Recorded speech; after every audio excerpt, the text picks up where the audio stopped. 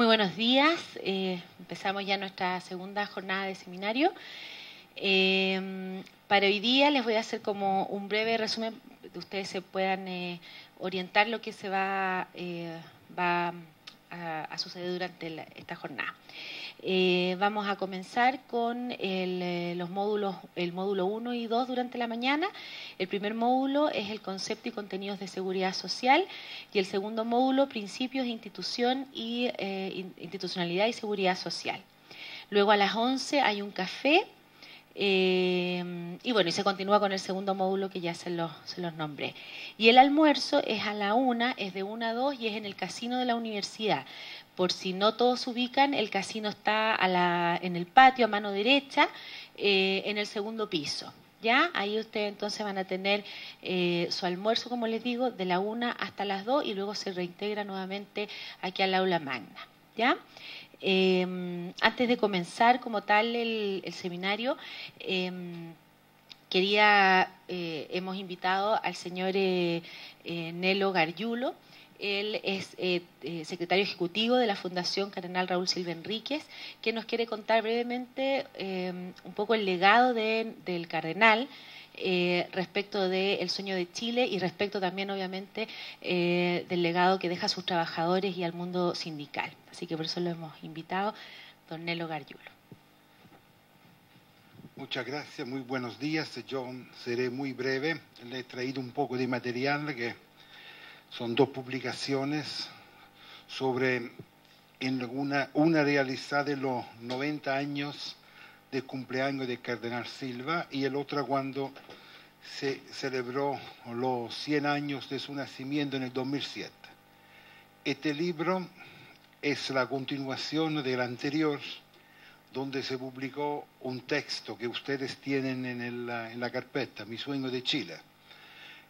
Este texto se comentó en el año 2007 con expertos, trabajadores, abogados, docentes, académicos, empresarios, justamente para ver cómo esta visión de país que el cardenal dejó estampado en esta página que ustedes tienen, Mi sueño de Chile, se podía aplicar a la vida nacional. Escribe también Diego Olivares, vuestro presidente, que además de ser apasionado también tiene una buena pluma, y él me ha colaborado mucho en varios libros que yo le he traído aquí, que en estos años hemos realizado con seminarios, con cursos, con foros.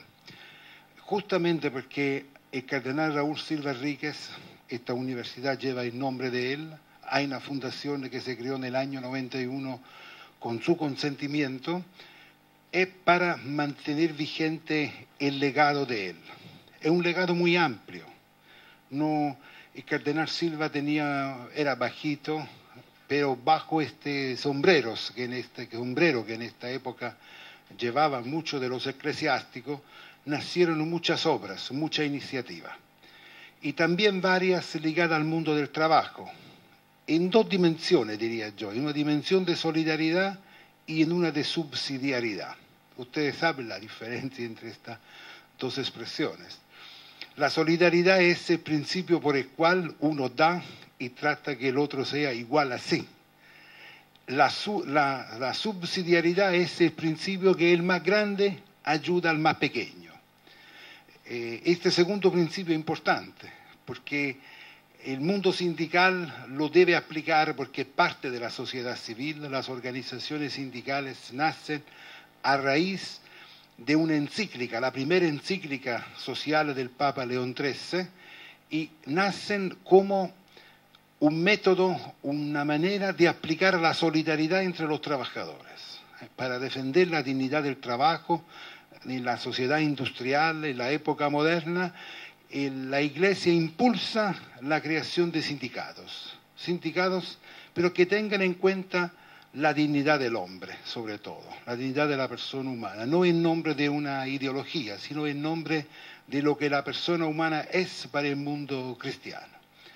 El cardenal Raúl Silva Enríquez, en todo su ministerio apostólico, ya sea como salesiano, como obispo, como cardenal, y también como retirado, porque tuvo una vida bastante larga, murió a los 92 años, siempre estuvo al lado del mundo de los trabajadores. De hecho, todo 1 de mayo él intervenía, ustedes lo saben mucho mejor que yo.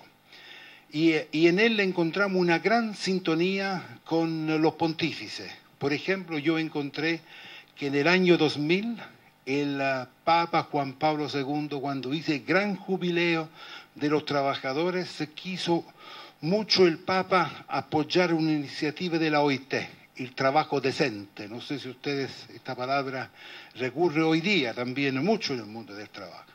El trabajo decente ahí también tiene una definición, que es cuando la familia puede vivir dignamente, primero tiene que ser un trabajo libremente elegido, segundo, un trabajo digno para que viva la familia, y tercero, para que los hijos puedan educarse.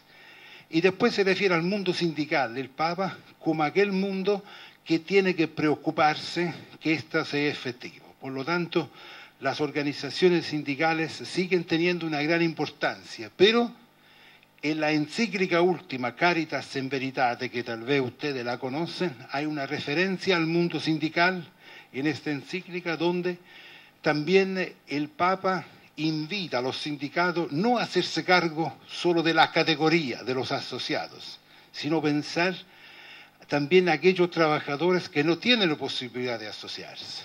Entonces le abre la dimensión sobre una problemática que es mucho más grave que unos años atrás, porque hay países, hay situaciones donde los trabajadores no pueden asociarse.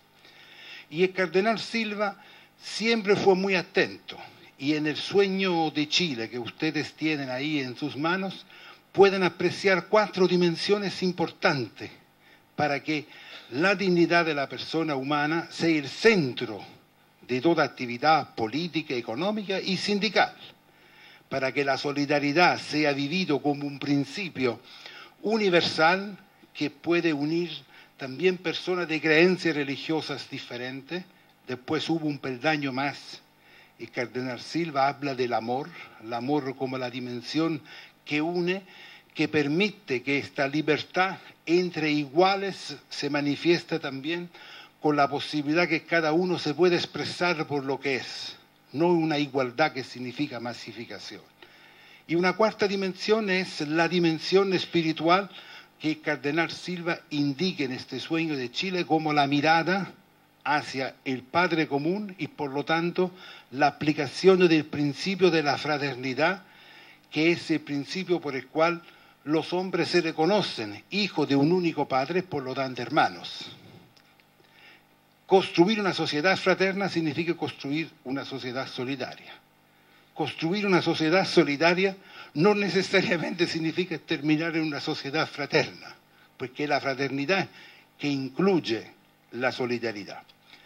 Y volviendo al tema, y con esto termino, que ustedes están aquí profundizando, el tema jubilación, ahí hay otro tipo de solidaridad que tenemos que pensar, es la solidaridad entre las generaciones. ¿Por qué? La pobreza, ¿a quién afecta hoy día en el mundo? Tienen tanto rostro, a los niños y a las personas de la tercera edad, los que son más indefensos. Una persona que está en condiciones de trabajar de alguna manera se defiende, pero los niños y las personas mayores lo pueden hacer menos. Y aquí es donde este principio de la solidaridad debe hacerse realidad. Y es una responsabilidad no solo de las personas, también de los gobiernos, también de la política. Entonces, una reforma como la que ha hecho Chile, sin lugar a duda que es un ejemplo de cómo una buena política significa pensar en la solidaridad entre las generaciones. Y esto permite evitar bolsones de pobreza.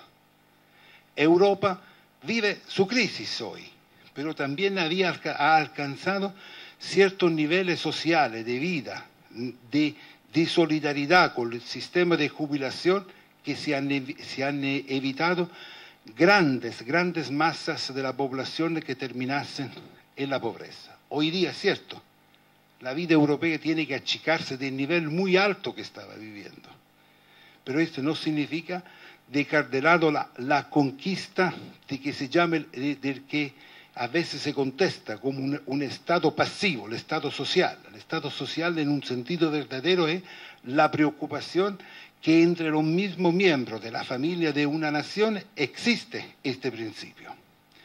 Por lo tanto, el sueño de Chile puede ser una gran aspiración de no medirse solamente con problemas técnicos, problemas legales, que signifique tema jubilación, problema financiero, sino también meter debajo lo que debe animar, lo que es la solidaridad. Eso es lo que un poco podríamos interpretar de Cardenal Silva, que estuvo muy presente con el mundo de los trabajadores, aplicando estos dos principios. Cuando era necesario ayudar directamente, creaba Cáritas, migrantes, porque eran personas indefensas, había que ayudarlas sin esperar recompensa. Cuando en cambio estaba con el mundo de los trabajadores, él lo empujaba a unirse en asociaciones, en pequeña, mediana empresa, aplicando este principio de la subsidiariedad, donde el Estado tiene que favorecer la creación de la que se llama sociedad civil. Y los grupos sindicales son parte de esta sociedad, es la sociedad civil. Con esto yo le dejo estos dos libros, lo dejo a la Ruth, y creo que ustedes van a tener también una evaluación del curso, y hacemos que los mejores dos, las damas y los varones, hacemos dos listados. El primero de la dama se puede llevar este libro de los 90 años, y a él, primero de los varones, de los sindicalistas, le damos el segundo. No sé qué le parece. No tengo para todo, pero sí, para todo, le voy a mandar hoy proyecto de formación de líderes sociales y sindicales. Es un estudio que han realizado 4 universidades, la nuestra aquí, la Silva Enríquez, la Católica de Concepción, la Católica de Temuco y de Antofagasta, sobre necesidades del mundo sindical. Aquí escribe también Diego, ha hecho una crítica, un aporte muy importante, porque es difícil encontrar sindicalistas que escriben bien, y Diego lo hace, por eso a mí me gusta invitarlo siempre a escribir. En estos libros está siempre Diego presente, ustedes lo van a ver. Y esto yo le voy a mandar una copia a cada uno, para que ustedes lean un poco el resultado de este estudio, que ha contado también con la participación de algún grupo de la UNT, por lo menos los dirigentes de las federaciones, en algún momento que se le hizo una entrevista. Muchas gracias y que tengan un buen curso y que con ánimo pueden difundir los mecanismos para que la población sepa bien aplicar lo que va a significar el futuro. Es muy importante porque lo que se construye hoy con el sistema de previsión social es lo que la sociedad va a ser mañana. Yo tuve un papá, con esto termino, que murió a los 96 años. Fue más años jubilado que estaba en la Fuerza Armada. Jubiló a los 50 y murió a los 96. ¿Cuándo le habrá costado al Estado italiano? No lo sé. Pero ese sistema que una vez existía, de una persona trabajaba, que mantenía una persona de la tercera edad, hoy no vale más, porque la vida humana se ha alargado, por suerte, y los tipos de trabajo no tienen más la continuidad, la estabilidad que tenían antes. Por lo tanto, la política, la economía, los sindicatos, todos están llamados a encontrar nuevas fórmulas para solucionar este problema. Muchas gracias, que tengan un buen día. Y el libro, ¿cuántos son en total? 48. Yo lo voy a dejar ahí y le voy a pedir al presidente Diego después que le cuente algo más de este estudio. Muchas gracias.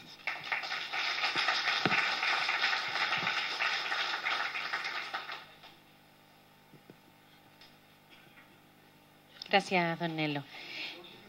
Sí, yo los voy a guardar. Gracias. Bueno, Ahora vamos a empezar el curso. Solo quería recordarle dos cosas, que este programa consiste en el seminario, consiste también en un seguimiento e-learning y finaliza con un taller. El mínimo para que ustedes puedan obtener una certificación es de un 75% de asistencia, ¿ya? A la vuelta del café, Marcos Andrade, que es relator y además el encargado del del coordinador metodológico, les va a explicar cómo funciona este sistema e-learning para que ustedes ya, desde ya puedan acceder a la página web que se ha hecho especialmente para este curso. ¿Ya? Y lo otro, que en el transcurso de la mañana también se les va a entregar el material, va a haber un bolso y un material también donde ustedes pueden tener todo lo que se va a explicar durante el día. ¿Ya? Eso es. Y ahora vamos a dejar a nuestro primer relator, él es el señor Luis Palominos, quien nos va a acompañar.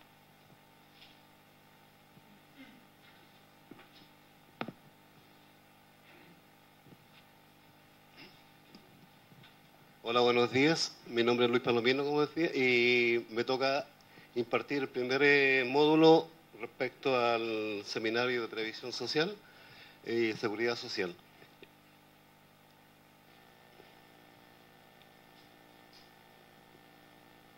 Bueno, respecto al primer módulo, cuando hablamos de previsión social, de seguridad social, no estamos involucrando en este caso lo que es solamente la pensión de vejez, sino que es un contexto de distintos elementos y programas que componen la seguridad social en Chile y bueno, y en otros países del mundo también. Y en ese sentido, vamos a hacer un pequeño recuento de la historia, cómo empieza los primeros planteamientos sobre lo que es seguridad social. Seguridad social, vamos a plantear desde el año 1850, mediados por ahí, se empiezan a crear las primeras mutuales. ¿Estás pidiendo la palabra? Ah.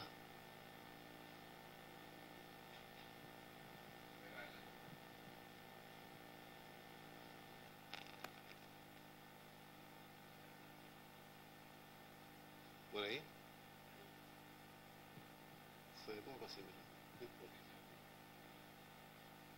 Bueno, entonces empiezan las primeras mutuales que la conforman los artesanos de ese entonces, pequeños comerciantes, artesanos que de alguna forma trabajaban el cuero, el tipógrafo y de acuerdo a lo que ellos hacían, empiezan a formarse estas mutuales que en el fondo eran, digamos, sociedades de socorro mutuo. ¿Ya?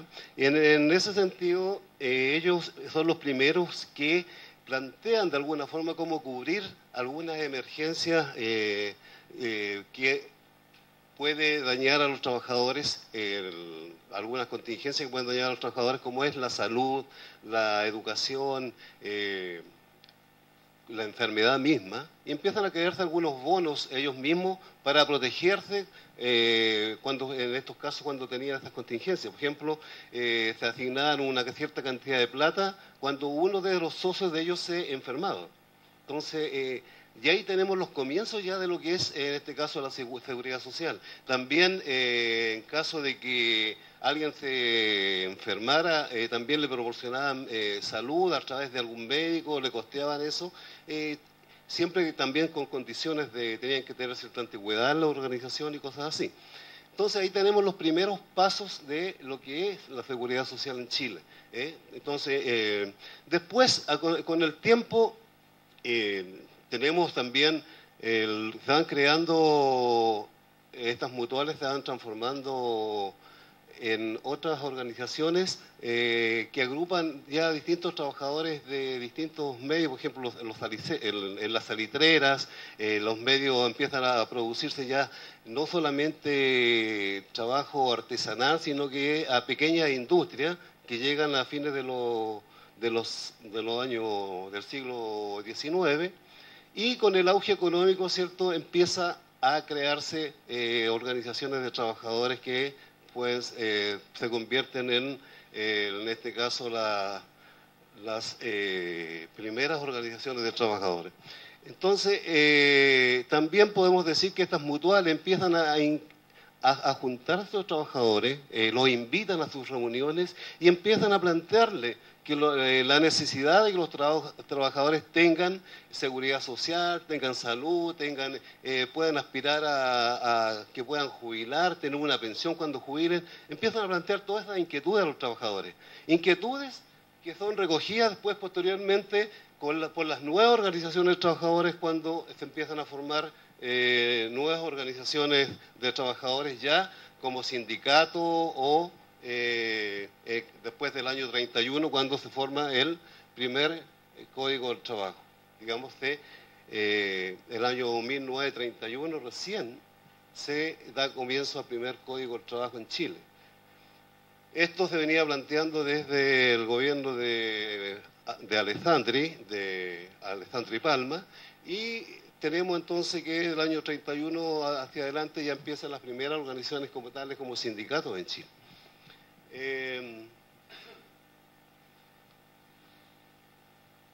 Bueno,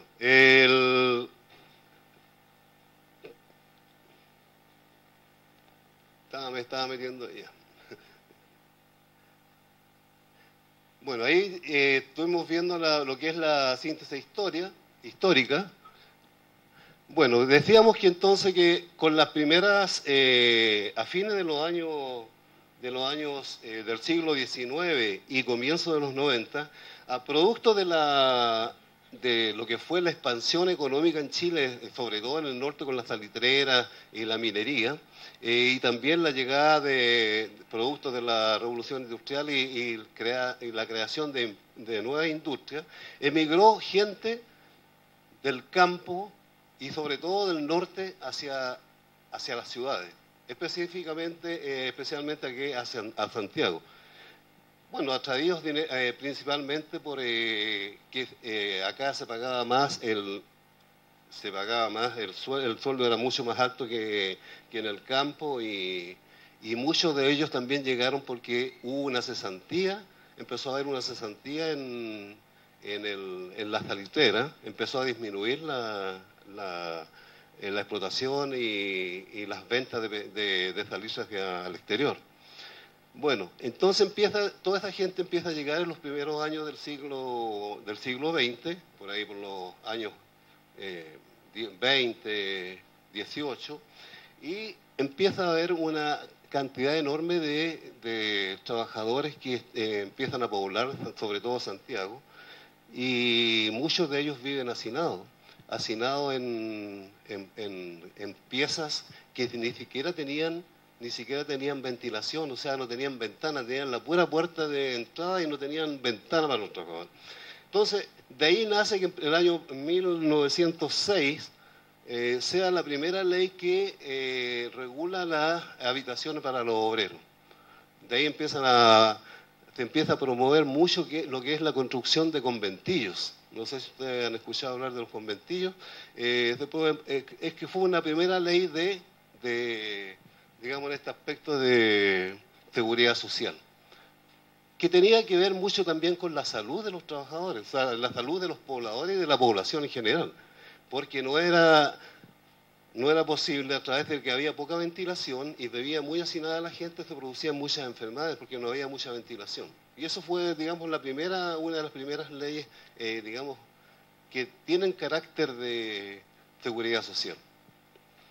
Después empiezan a plantearse nuevas reivindicaciones y tenemos cierto, por ejemplo,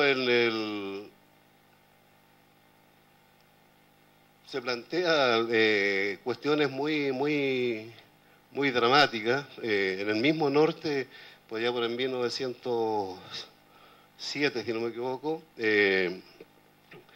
los trabajadores se les pagaban fichas, a todos los trabajadores. No había seguridad social, no había nada, tenían horas de trabajo realmente extensas, en la cual trabajaban 18 horas diarias, 16 o incluso más a veces, y tenían descanso solamente los días domingos, y con mucha suerte, parece que administrador en este caso, no lo obligaba a trabajar. Entonces, se arma en todas las salitreras del norte de Iquique y cercanos, se convocan los trabajadores mediante, como decíamos ayer, no había correo electrónico, no había teléfono, no había nada, sino que eran personas que iban de un lado a otro comunicando de que debía haber una gran movilización. Y esa movilización tenía que ver mucho con que se les pagaba con fichas. Entonces, la primera exigencia que planteaban los trabajadores era que se les pagara en dinero, y no con ficha, porque las fichas los obligaban a comprar en la misma pulpería que tenía cada una de estas. Bueno, esta fue una de las primeras exigencias. La segunda exigencia grande era el descanso a los trabajadores, que se les exigía trabajar mucho más horas de eso.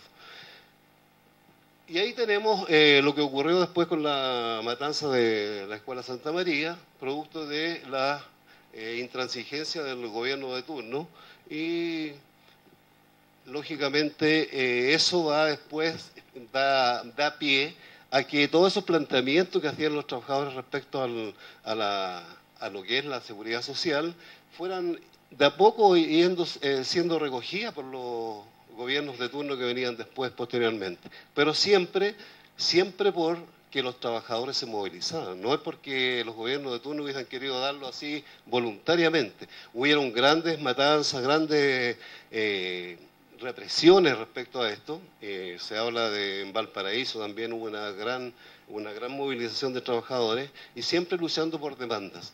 Demandas que tienen que ver cómo los trabajadores se protegen, ya sea de los accidentes del trabajo, cómo termina su vida laboral para tener una pensión que después de terminar su vida de trabajo, y se van recogiendo algunas cosas como lo planteamos recién. Se está planteando. Me perdió. Bueno, como lo decíamos recién, el surgimiento de los acontecimientos sociales lleva a que en los años 20 al 24, durante el gobierno de Arturo Alessandri Palma, entonces se crean las primeras leyes, en las cuales las podemos detallar. Tienen que ver sobre el seguro obrero obligatorio, sobre accidentes del trabajo, y la ley que estableció el retiro para los empleados particulares. Cosas que antes no existían. También podemos decir que estas leyes que fueron aprobadas en ese entonces, no es que se hayan aplicado inmediatamente, porque costó para que se pudieran aplicar en todo, incluso hoy día, si vemos que hay algunas leyes que los empleadores todavía no respetan. Hay que a veces demandar para que sean realmente llevadas a cabo y sean obligados a cumplirlas. No digamos que todos, pero hay alguna mayoría importante. Entonces, esas son las primeras leyes que más o menos tienen un aspecto más amplio hacia los trabajadores de protección. El seguro obrero, que tenía que ver con todo lo que era la forma de cómo los trabajadores se imponían también y tenían derecho a pensión y salud. Después tenemos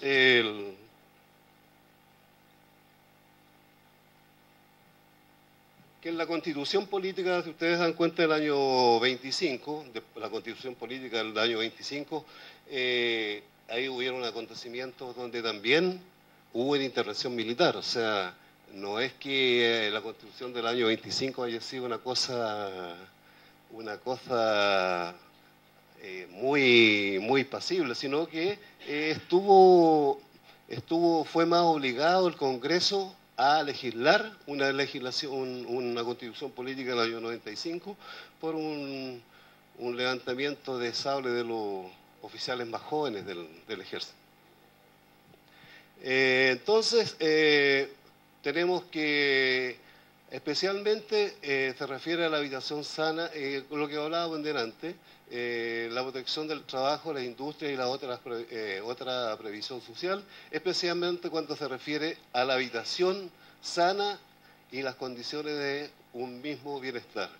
Eso tenía que ver respecto a la habitación sana, con lo que hablábamos delante de los cuartos que tenían o habitaciones que tenían muchos que no eran muy ventiladas, y se hablaba de cuartos redondos por el efecto que tenían, que el aire que circulaba giraba en torno a la misma habitación.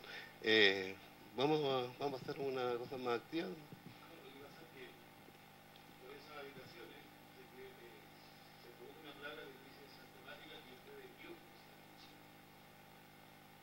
Bueno,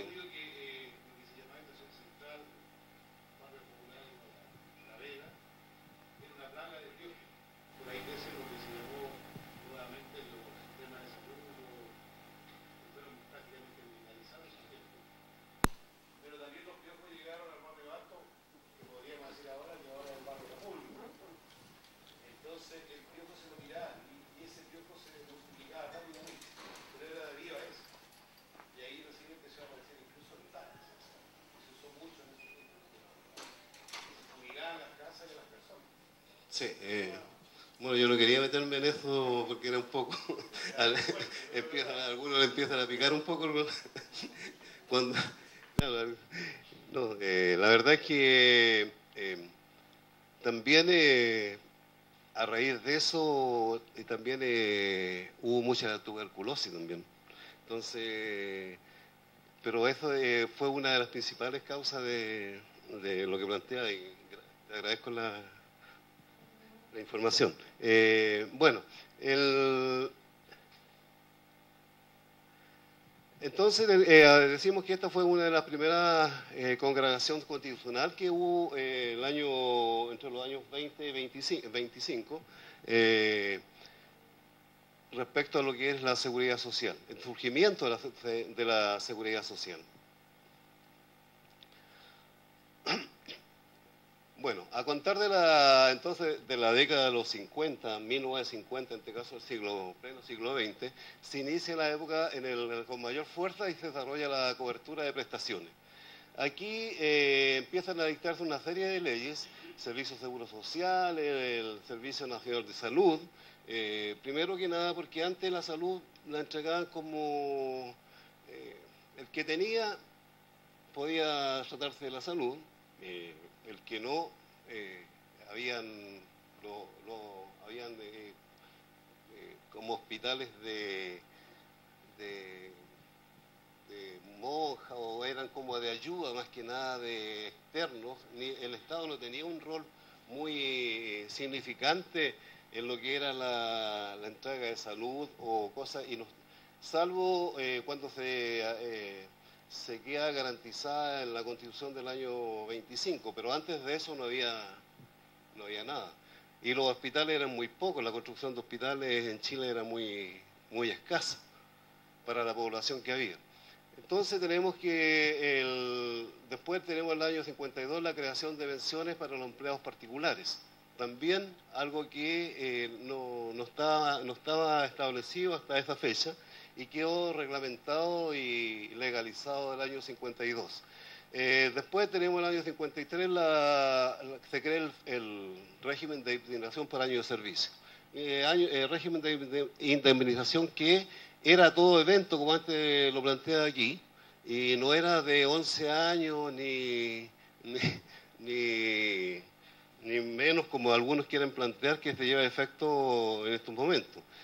Un trabajador trabajaba 30 años y si estaba a los 30 años en la empresa le pagaban los 30 años. Lógicamente que a veces en aquellas empresas pequeñas, lógicamente que producía un pequeño problema económico, porque si se habían varios les salía bastante caro. Pero la ley garantizaba que fuera todo evento y así era. Incluso hasta hace poco nomás, antes de que saliera la ley, el Código del Trabajo, se garantizaba que aquellos que habían ingresado antes a trabajar también tenían indemnización a todo evento. Bueno, después tenemos el decreto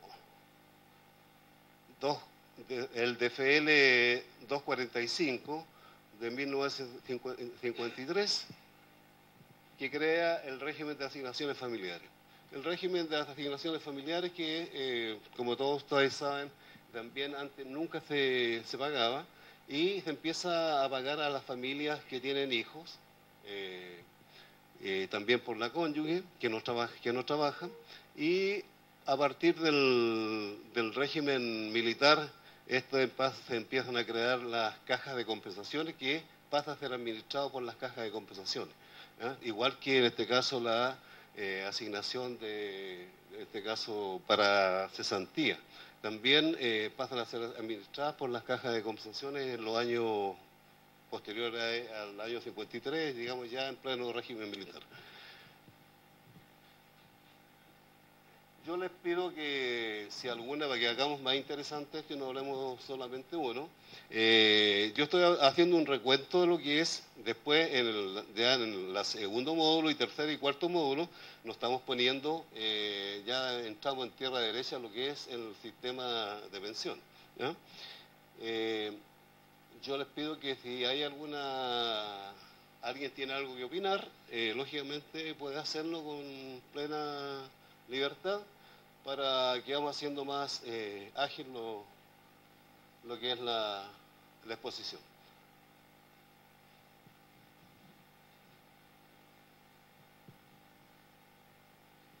Bueno, como veíamos entonces anteriormente, estas formas consistían básicamente en crear una serie de movimientos de nuevos beneficios, como pensiones de sobrevivencia, subsidios, maternidad y sustancialmente en pensiones de invalidez y vejez.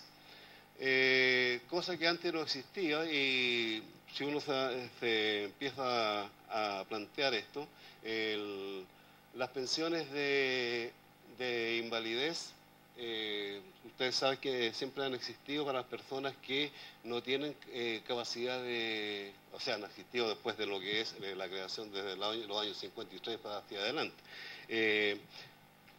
Para personas que no tienen capacidad de trabajo, en este caso personas inválidas, se les da una pensión del Estado, asimismo para aquellas personas mayores de 65 años que tampoco no han trabajado y reciben una pensión, que en este caso creo que es hoy día es de cerca de 80.000 pesos, si no me equivoco, por ahí, anda por ahí, no recuerdo bien la cantidad. Bueno, el aumento del número de pensionados aumentó los beneficios de los pensionados. Aquí creo... Las distintas cajas de previsión que existían en los años 50 hasta los años 70 y 73, incluso hasta los años 81, que fue que se realizó la reforma previsional, empezaron muchos, ya sea por movimiento de los mismos trabajadores que pertenecían a esas cajas de previsión, a obtener beneficios distinto de cada uno de las demás cajas. Algunos mejores y otros peores, como los del Seguro Social, por ejemplo, que eran los más en este caso era la mano, digamos, más pobre del sistema, donde estaban los jornaleros, estaban los trabajadores de la construcción, digamos, en el Seguro Social, era como una especie había un separatismo en las distintas cajas. Incluso había una caja de los trabajadores que trabajaban en los hipódromos, para decirles que habían tantas cajas y cada uno recibía, de acuerdo a su poder de negociación, ciertas prebendas. Y fue así como el sistema empezaron a otorgar más beneficios de lo que realmente recaudaban.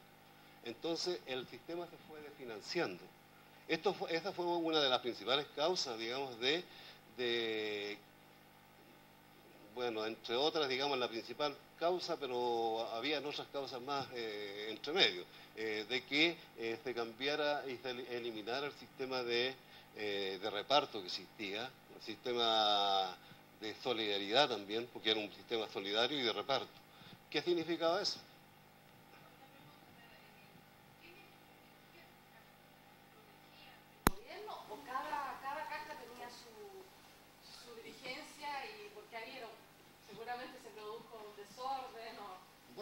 cajas que eran, bueno, la mayoría de las principales cajas, en este caso el Seguro Social, donde estaban los trabajadores del Seguro Social, la caja de empleados públicos periodistas, las cajas de empleados particulares, eran administradas por entes de gobierno, ¿ya?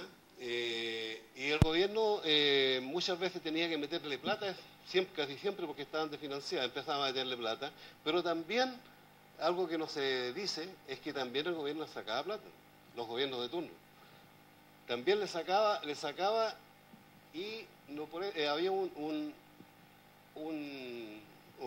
una situación de que a veces los ítems que tenían cada caja para distintas cosas se iban cambiando y no había un control y la gente que trabajaba le daba lo mismo, sino que ellos atendían nomás, no le importaba ser más eficiente o menos eficiente, sino que era una cuestión, una rutina y una burocracia que se mantenía a través del tiempo, que se fue dando a través del tiempo.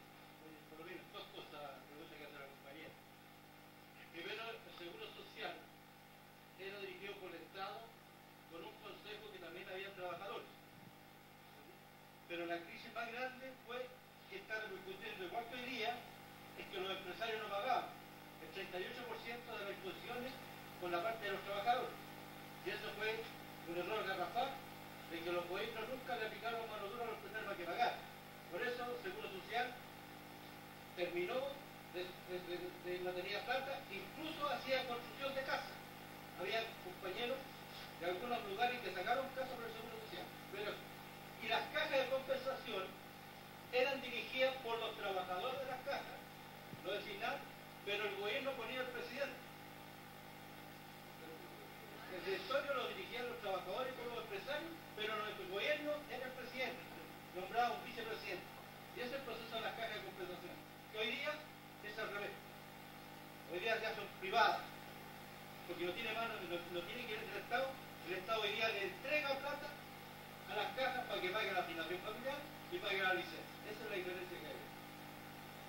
Bueno, como decía Manuel, pero tenemos las cajas, en este caso las cajas de empleados públicos, la caja de empleados particulares y el mismo Servicio de Seguro Social que decía, que en el fondo, si bien es cierto, había participación de los trabajadores, pero el Estado era el principal, digamos, quien manejaba los recursos y quien manejaba todo y le ponía plata y le sacaba plata. ¿Ah? Es así, realmente así. Entonces, esto se fue desfinanciando, el sistema se fue desfinanciando no solamente, como decía yo, sino que también, como decía Manuel, porque muchos empleadores no cotizaban, lo mismo que pasa hoy día. O sea, hoy día también hay la AFP, muchos trabajadores se les declaran las imposiciones. ¿Ah? Se les declaran las imposiciones y después la empresa, a veces muchas empresas quiebran y que eso queda, y ahí tendrá que meter mano el Estado para cubrir. Yo esa parte yo no la he visto, pero si la empresa ya no existe, ya a qué empresa le va a reclamar. Pero si están declaradas, como dice la ley, para todos los efectos son imposiciones válidas. Así lo dice la ley. ¿Ah? Si están declaradas. Bueno, el aumento de las pensiones, como decíamos, aumentó los beneficios por los pensionados.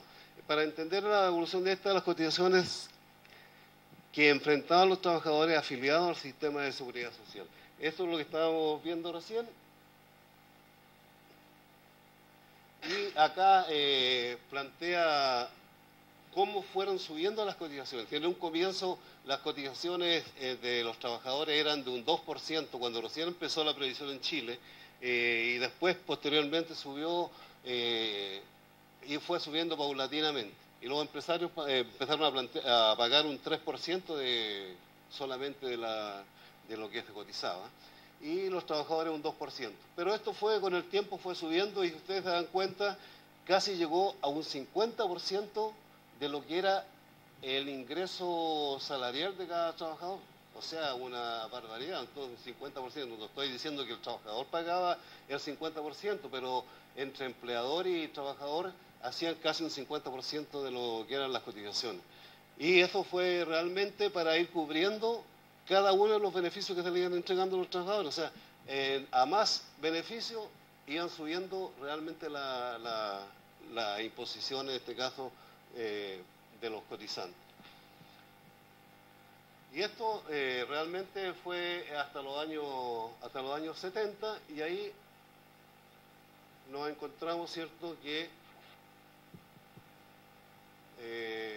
pues ahí tenemos una de las explicaciones de la causa de esto, y se plantea que la fijación de pensiones mínimas no relacionada con los aportes realizados. O sea, cuando hablan de pensiones mínimas, mucho más allá, habían pensiones que eran más altas de lo que realmente podían pagar las cajas de compensaciones por la cantidad de aportes que recibían de sus afiliados. A esto se fue dando también de que de a poco, cuando recién parten estas cajas, parten con una masa laboral más joven, digamos, pero con el tiempo empiezan a jubilar mucha gente o a pensionarse mucha gente, y eso significa que los que estaban activos financiaban a los pasivos, cosa que hoy día eso no ocurre, ¿ya? Entonces el sistema es, si bien es cierto, es de reparto y solidario, pero también empieza a incrementarse la masa de trabajadores pasivos, y eso hace que los recursos que se van incorporando a las cajas o sistema previsional no alcancen muchas veces, y también sea uno de los factores de déficit de estas cajas. Bueno, leyes que concedieron mayores beneficios como parte de lo mismo, sin consultar los correspondientes recursos. ¿Qué tiene que ver con lo mismo? Están leyes de distinta índole que beneficiaban a lo mismo que planteaban algunos trabajadores, por ejemplo, en las cajas de empleados públicos o particulares, prestaban plata para comprar vivienda. Y muchos trabajadores a veces no terminaban su vida laboral y no los pagaban, ¿no? O se aprovechaban de otras situaciones, habían negocios medios turbios entre medios, se daban una serie de cosas realmente raras. Después tenemos grupos de trabajadores que, cuando hablamos de la caja de empleados particulares, decimos que la caja de empleados particulares agrupaba a un sector de los trabajadores. Y ahí estaban los oficinistas, estaban los torneros, los mecánicos. Cierto, en este caso podemos hablar de los trabajadores que eran más especializados, que tenían alguna especialización, estaban en la caja de empleados particulares. Y en el Seguro Social, bueno, en el Seguro Social estaba el resto de los trabajadores que, como decíamos delante, que no tenían ninguna especialización casi. En este caso incluso también los campesinos, panaderos, bueno. Y en la caja de empleados públicos estaban los empleados públicos como tales, que pertenecían eran empleados fiscales del Estado. Y también había una rama de la caja de empleados públicos que se llamaba caja de empleados públicos y periodistas. En ella podían, a través de una ley que hubo, se incorporaron todos los que trabajaban en imprenta y los diarios, reporteros, todos gráficos, periodistas. Entonces fueron incorporando, eran como una rama anexa a la caja de empleados públicos. Y también pertenecían a la caja de empleados públicos. Y para ello existía una ley que también tenían un beneficio se les cotizaba un 8,33% para su jubilación, ¿no? Como una especie de indemnización en el momento que jubilaban. Bueno,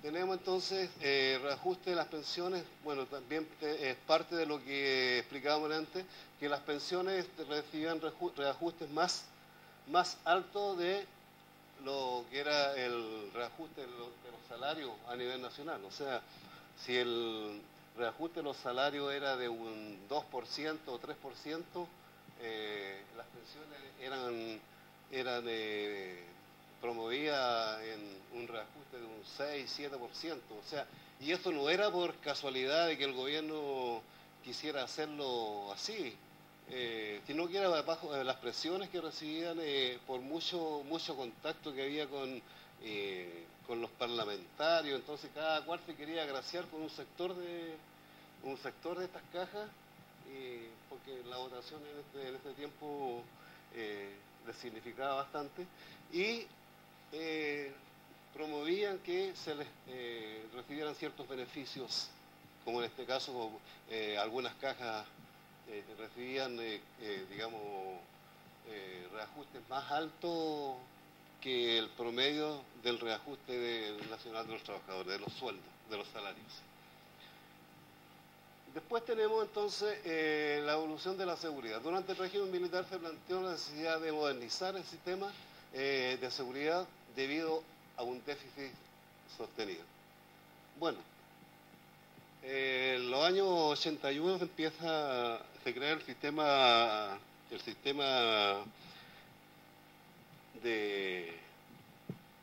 el nuevo sistema previsional, en la cual cambia todo radicalmente. Aquí ya no hay sistema de reparto, no hay sistema solidario, sino que entramos en lo que es la capitalización individual de las personas. Cada cual ahorra de acuerdo a su ingreso. Y esto específicamente para los trabajadores dependientes, y también se plantea también para los independientes, pero voluntariamente. Aquel trabajador independiente que quiera cotizar lo podía hacer y lo puede hacer voluntariamente.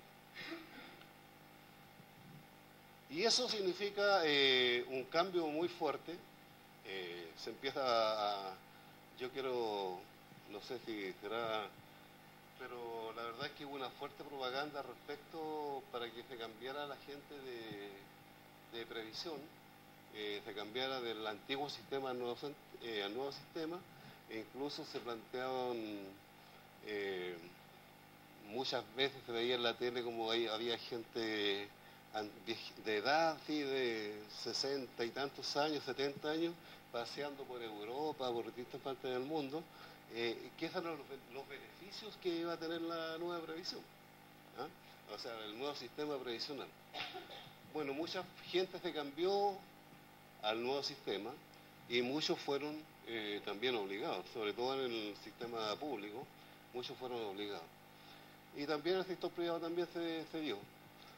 Lógicamente que esto obedecía a que había que echar a andar el nuevo sistema. O sea, no podía dejarlo casi voluntario, aunque hubo una fuerte presión a través de la prensa, la televisión y distintos medios. También fue echar una manito a través de los empresarios, a través del Estado, de las autoridades de turno, para que se cambiaran muchos trabajadores.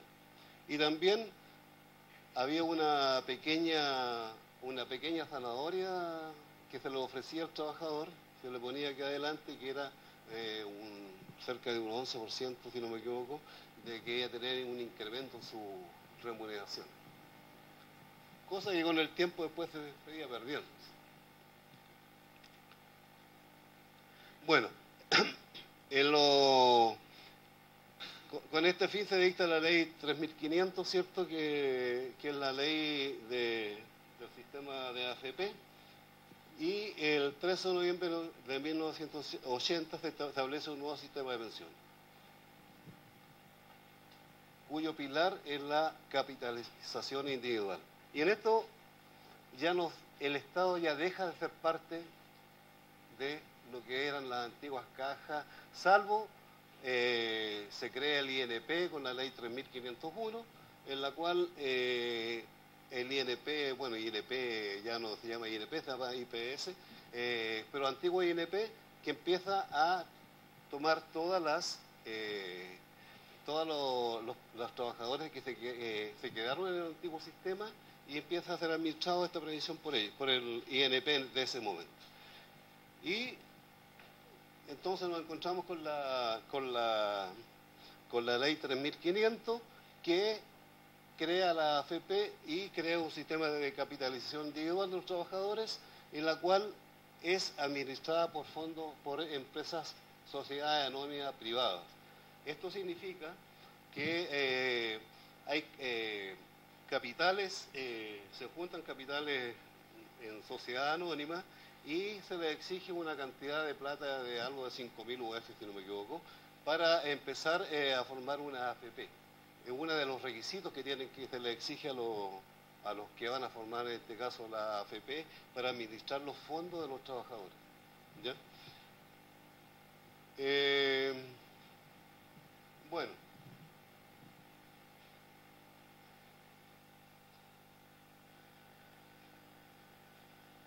Bueno, aquí seguimos nuevamente con lo que es, decíamos, la definición de lo que es la seguridad social. Entonces, hay varios conceptos que plantean algunos estudiosos del sistema de seguridad social. Uno puede ser que se entienda la seguridad social como de varias maneras. Primero, como una disciplina científica, autónoma, sistemática y jurídica. Como disciplina científica está dotada de un estudio. O sea, como disciplina científica, todo, si es, en este caso, si es científica, tiene que estar dotada de un estudio. Y para eso, cuando se habla de eso, lógicamente que la seguridad social en su contexto no es que se den en este caso las leyes o los beneficios a las personas así porque es gracia, sino que hay un estudio previo, un estudio que tiene que pensar en la contingencia diaria o en la contingencia futuro, en los aconteceres de cada una de las personas. Sobre todo cuando hablamos de, por ejemplo, del nacimiento de un niño, es una contingencia que le trae a un trabajador, tiene que ver cómo nace ese niño, cómo se cría ese niño, ¿cierto? Y la necesidad porque pasa a ser una carga más para el trabajador. En este caso, la vejez. ¿Qué significa la vejez también? La vejez significa que el trabajador tiene que pensionarse, va a tener mayores necesidades, bueno. Y también decimos que una definición en conjunto del programa existente tienen por objeto proteger el ingreso de los trabajadores frente al desempleo. Esa es otra contingencia que también los trabajadores están expuestos.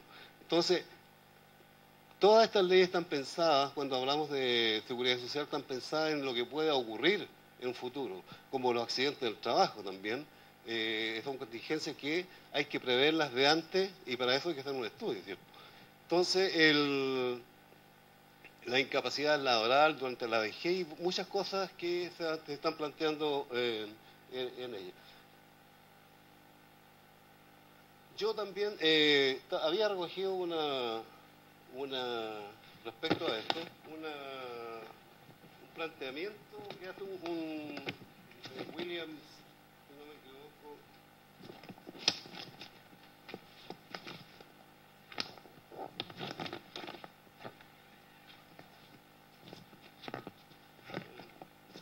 Por acá lo tengo.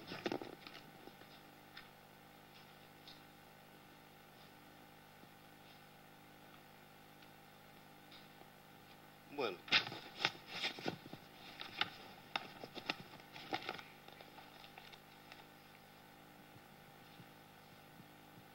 La seguridad social entonces decimos que está conformada por los estados de necesidad que se encuentran las personas, por haber sido o poder ser afectados por las contingencias sociales.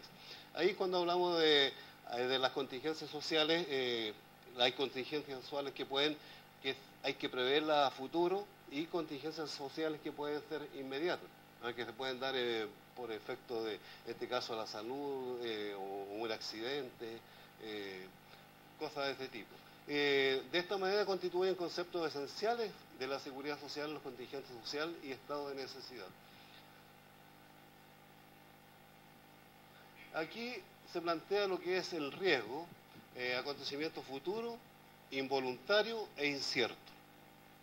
Entonces, lo que decíamos, lo que puede suceder a futuro, lo que puede, que uno no tiene claro qué va a pasar respecto a algún accidente, y ahí tenemos elemento intelectual que es el riesgo de posibilidad, cuando decimos puede ocurrir o no puede ocurrir. Elemento material se llama la contingencia, que traduce en la producción efectiva del hecho, o sea, cuando esto ocurre. Y característica es un hecho futuro, es un hecho incierto, que puede o no puede ocurrir. Es un hecho desgraciado porque causa un perjuicio o daño a la persona.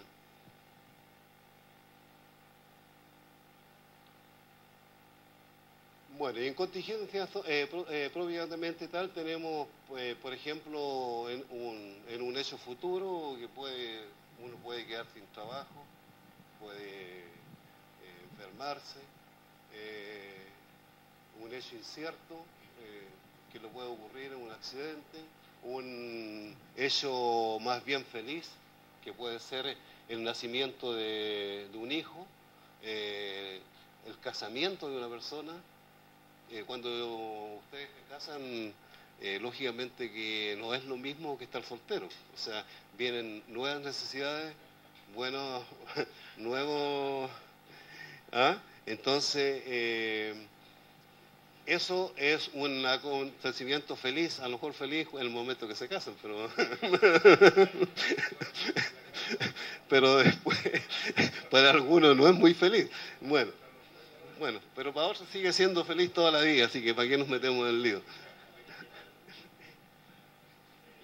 Bueno, y cuarto, decíamos, es un hecho que no ocasiona un daño a una persona, pero sí necesita de ella mayores recursos que derivan de la existencia de mayores gastos, como por ejemplo el casamiento. Ya.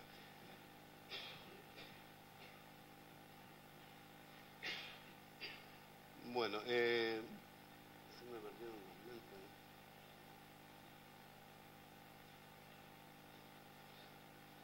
¿Alguien quiere opinar sobre el casamiento? ¿No?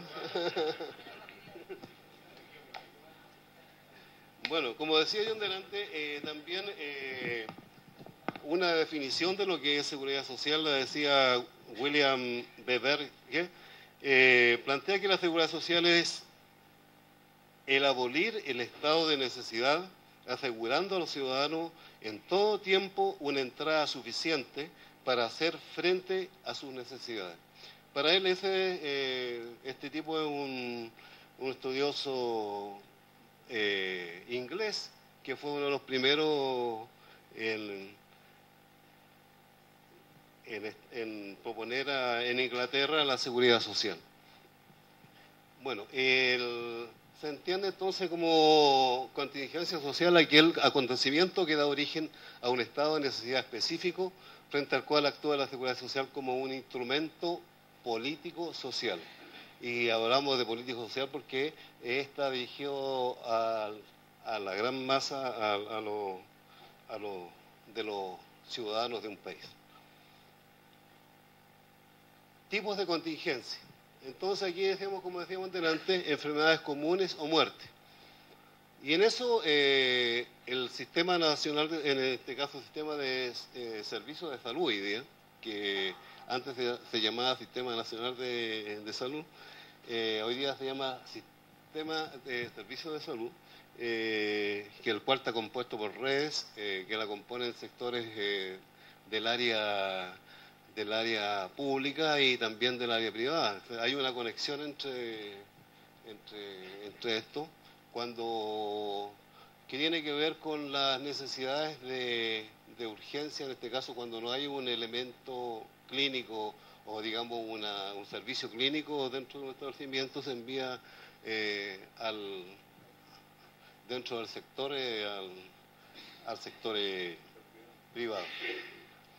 Y dentro de esto también tenemos, si ustedes han escuchado hablar del auge, que se crea también como una necesidad que sufre la población, la cual no era cubierta hasta ese momento cuando empieza por la mayoría de los servicios, en este caso de salud, por el Estado, no era cubierta por el Estado, que eran enfermedades de tipo catastrófico, ¿ya? Estamos hablando de cáncer, problemas de la columna, problemas de toda la gente diabética, de hipertensión y, bueno, ¿para qué vamos a seguir detallando? Y una serie de enfermedades que no estaban cubiertas y muchas de ellas eran carísimas. Y por lo tanto, este nuevo tipo de contingencia pasa a incluirse dentro de lo que es salud. También es parte de la seguridad social. O sea, uno cuando habla de seguridad social o de cree que es solamente la parte de pensiones. Cuando hablamos de seguridad social hablamos de un conjunto de programas, ¿cierto?, que incluye ciertos beneficios hacia la población. Bueno, y en ese conjunto de programas podemos decir que el Estado dice programas de seguridad social. Dice, en Chile se define como un conjunto de programas destinados a la seguridad social. Y los programas de seguridad social son Sistema de Pensiones, Ley 3500, Régimen Antiguo de Pensiones, Ley 3501, Garantía Estatal para Pensiones Mínimas del nuevo Sistema Previsional. Después tenemos accidentes del trabajo y enfermedades profesionales, la ley 16.744, que también es parte de todo este conjunto de programas de seguridad social. Después asignaciones familiares, subsidios, cesantías, que compone el DFL 150. Después tenemos el sistema de salud, sistema institucional libre de elección, en este caso, y sistema de instituciones de salud previsional y SAPRES. Bueno, entonces el sistema de salud, como decíamos delante, está compuesto por un sistema privado y un sistema público. Después, subsidio de la incapacidad laboral. También es parte de un programa, subsidio de la maternidad, salud, proyecto de nacional complementario. Después tenemos programas de materno-infantil y así, por último, el subsidio maternal y el recién nacido. Pensiones asistenciales de invalidez y de ancianidad. Bueno, todo esto es parte de lo que es la seguridad social, que es un conjunto de programas, ¿cierto?, que van a beneficiar y de alguna forma ayudar a los sectores más vulnerables de la población, ¿ya? En este caso, los sectores que ganan menos. Después, entonces tenemos el trabajo, enfermedades profesionales y accidentes del trabajo. Aquí lo que decíamos delante, la ley 16.744 considera, ¿cierto?, dentro de lo que es el accidente del trabajo y las enfermedades profesionales, dar atención a los trabajadores que por causa del trabajo sufren un accidente o por causa del trabajo tienen una enfermedad profesional. Después tenemos lo que es la vejez, invalidez y sobrevivencia. Y ahí también hay programas, sobre todo hoy día con la ley 20255, que fue la nueva reforma previsional que se realizó ahora el año 88, o sea, 2008, considera también incorporar a aquellas personas que nunca habían cotizado, ¿ah?, o que tenían una cotización y la incorpora, sobre todo en el caso de las mujeres. También en el caso de las mujeres también se empiezan a incorporar muchos más beneficios, como el nacimiento por hijo, un bono por nacimiento por hijo y otras cosas. Entonces, tenemos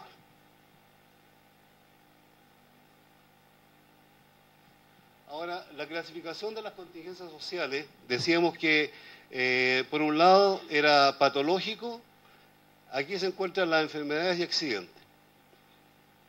Y podemos decir que de origen biológico, entre ellas se encuentra el nacimiento, la muerte y la vejez. Yo creo que no merece mayor explicación esto, porque cada cual sabe que lo que es en este caso de origen patológico, que tiene que ver con la enfermedad y accidente del trabajo, o sea, cosas que lo afectan a la persona como tal, individualmente cada uno de ellos sufre un accidente o lo afecta físicamente. Después el de orden biológico, que tiene que ver con lo que es el nacimiento, lógicamente, la muerte y la vejez, porque la vejez es un paso hacia la muerte. Y de origen socioeconómico se encuentran las cesantías y las cargas de familia. En este caso, todo lo que explicábamos antes, con la ley, cuando de asignación familiar, se empiezan a pagar las cargas familiares, la cesantía, y después se incorpora también la asignación a la asignación maternal también, que también es parte de ello. ¿Cómo estamos en el tiempo? ¿Ah? ¿Pasado? No me digas.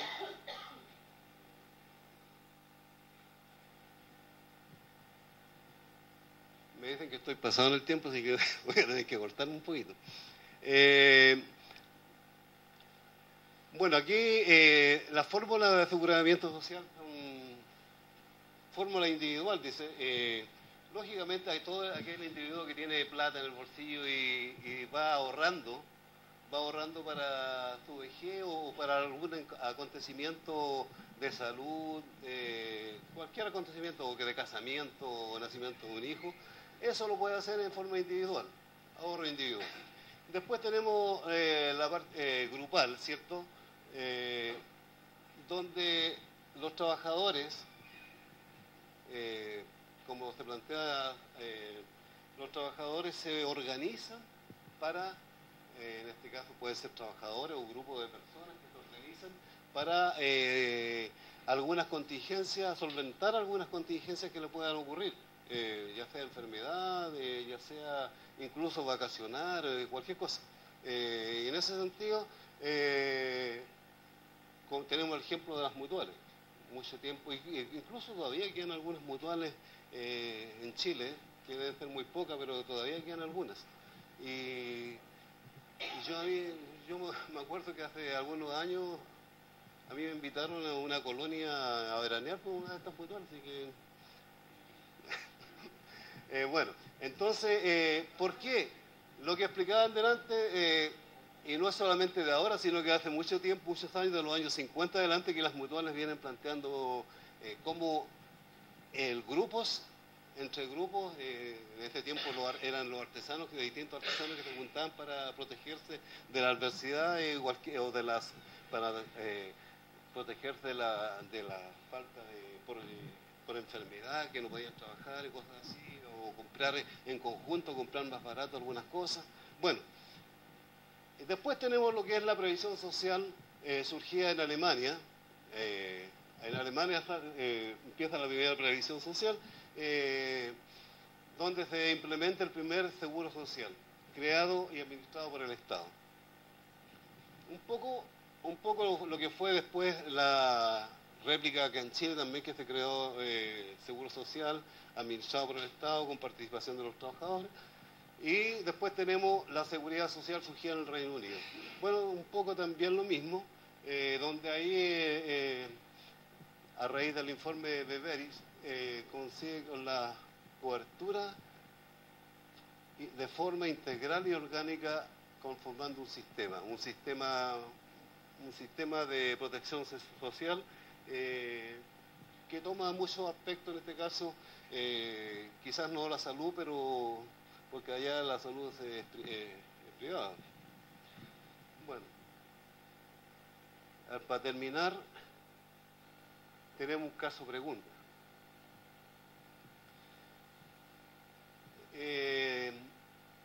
Según lo que plantea ahí, es que don Roberto Herrera, de 64 años, lleva 34 años trabajando en la empresa, y una empresa textil, y el gerente de la empresa cita a todos los trabajadores a una asamblea, en la cual comunica que al final de la semana la empresa deberá cerrar debido a problemas financieros que la aquejan. Eso sí, el gerente señala que se le pagará a todos los trabajadores sus remuneraciones por los días trabajados del mes, y las cotizaciones previsionales de todos los trabajadores están al día. Don Roberto, preocupado de su futuro ya que carece de ahorros propios, sufre ese mismo día un accidente en una máquina, quedando gravemente lesionada su pierna derecha, lo que le impide seguir trabajando. Don Roberto. Ahora, la pregunta. Identifique qué tipo de riesgos y contingencias propiamente tales o le pueden afectar a don Roberto. 2. ¿Cree usted que don Roberto se encuentra en un estado de necesidad? 3. ¿Qué clase de contingencia social afecta a don Roberto? 4. ¿Cree usted que Roberto está desprotegido en el estado en que se encuentra? Bueno, esa pregunta esas 4 preguntas van a ser materia de trabajo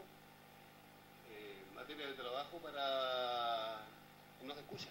Bueno, van a ser materia de trabajo para que ustedes la desarrollen a través de la página cuando se metan al internet. Y bueno, ahí no solamente va a haber esto, sino que va a estar van a ver todo lo que tenemos del punteo que hubo, y también todas las consultas que ustedes quieran hacer, ¿ya?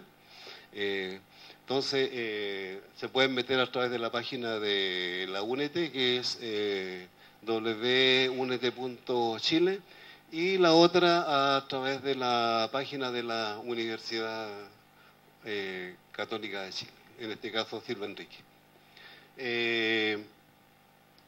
Y ahí ustedes van a ver un poco lo que hoy día se expuso, y también van a contestar, van a traer contestada lo que es la pregunta de estas 4 preguntas. Esto lo vamos a traer en un taller que va a ser de participación. Ya no va a haber un expositor y que va a estar aquí hablando como loro, sino que vamos a tener la interparticipación de todos ustedes para que esto, primero que nada, evaluar las 4 preguntas y desarrollarlas bien, y también ver algunas consultas que ustedes tengan pendientes. ¿Ah? Esto va a ser por lo menos, no me queda claro, pero parece que como en un mes más, ¿ya? 90 días más. Entonces,